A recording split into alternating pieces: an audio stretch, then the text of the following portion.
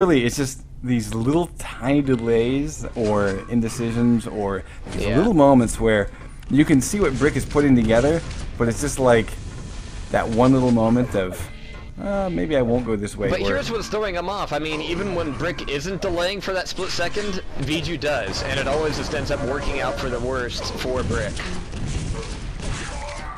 Nice exit. He gets away with 4 health. Wow. He would have died had he stayed.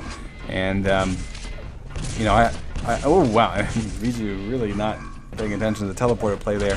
Could have picked up an easy frag. This is risky to come back here. Oh, yep. That's why. It may look like it's missing, but it's not. So 12-7, 5 frags the difference, and less than 3 minutes to bring it all back, and I think Viju is looking pretty solid.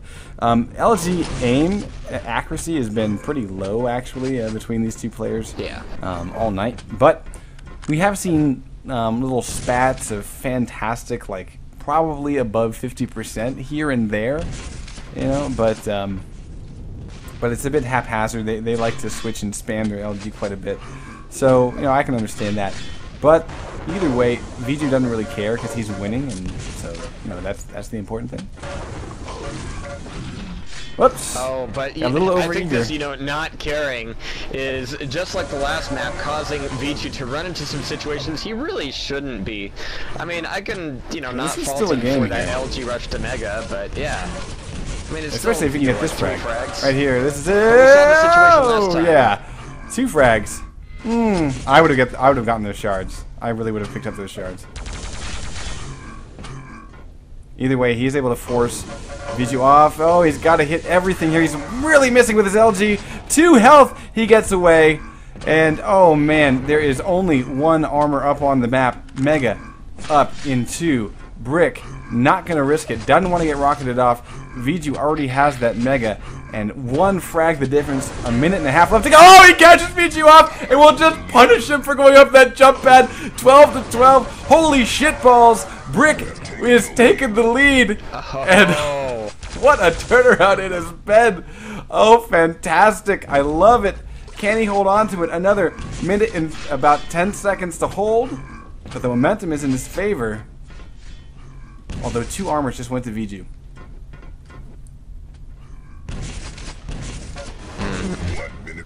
And so with the 1 minute left, I mean, Viju's got to, you know, quit his shit and really start to bring it against Brick. But Brick really might be keyed into that by now. I mean, if we see more of a straight play from Viju here, Brick is going to be able to do more spam damage. Great job by Viju. Oh, almost gets the mid-air and finish off to tie it up with 40 seconds left to go. Viju hunting for this Mega as if it's going to come up, but it doesn't even cost him his life. He just picked up a frag by waiting for the Mega that will never come. Alright, so now with this 50 in hand, Viju is in pretty good shape. Initial damage done, Brick doing none, and crippled 67. No armor, catching Viju with his back turn though. We'll tie it up with just 20 seconds left to go, and Brick at this point is fighting for his life, trying to get the lead, and the Mega is there, and he steals it. Viju trying to hit the rocket shots and kills himself. Brick gets... Viju got the kill but killed himself. It's 14-14. We're going into overtime, ladies and gentlemen. What the shit? 2 minutes are added. And wow, I cannot describe what we have just seen. Viju going in strong, landing shot after shot. Brick answering. 36 health for Viju, and Brick at this point crouching off to the 50 to basically keep him alive. It's his lifeline. There is nothing else left up on the map for him to get except for the armor behind him. He's going to back into it, but that's going to give away Mega to Viju. He gets away extremely cleanly, 175 and 84, but the follow-up with the LG tickling off that Mega. Very key damage done. Big rocket by Viju though. Oh my god, Jahar. I mean, my heart is pounding. I'm loving this action. You use the word pounding, I'm using the word throbbing right now because we got 1 minute 10 seconds left here in the overtime.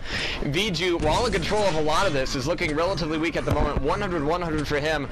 Oh my god, but the spam from Viju is leaving Brick with just a few threadbare pieces of health to rocket. Depend on. I mean, the 50 is going to be helping him out, but yeah, that spam was absolutely necessary. But even so, Viju still got, what, 190 health? Oh, so here comes another nice one, but it needs to be the first first of many, and he's running out of time to put it together. And now VG's going to know exactly where he's going to be coming up. He's got plenty of time to come in for the spam. And heading back to the other side, I mean, like you said earlier, he's really not using the teleporters that much, and he's like A-okay with like walking. That's a in huge the rocket. Like, oh man, this is it. Oh, but VG just follows up with a rocket of his own, 15-14, and there's only 20 seconds left. He just picked up the Mega, and he's gonna get the LGYA brick now with nothing but a rocket launcher and a prayer. And I don't think the Lord is gonna be answering tonight because it is VG's house here on the House of DK, and it's not looking good for the brick. And can we get an amen? The buzzer sounds, and 16-14 will be the final score of House of DK. VG has pulled it together 2-0, and we head off to our final matchup of the night. Oh my lord. That was fantastic, man. Oh, I love this game. Fleischer versus Relic, here we go.